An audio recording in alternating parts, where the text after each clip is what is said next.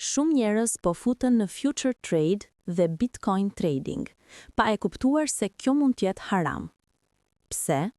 Sepse nuk është tregti reale, është spekulim mbi çmimin, ku fiton dikush dhe humbet tjetri, pa asnjë vlerë të vërtetë.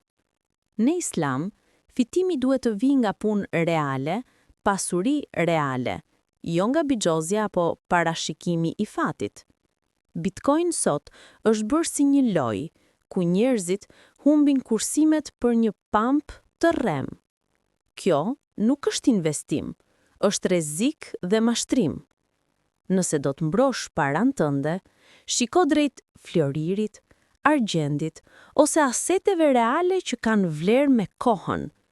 Mos u mashtro nga reklamat dhe influencerët e kriptos. Mos e humb bekimin për një fitim të shpejtë. Sepse në fund, halali mbetet, harami digjet.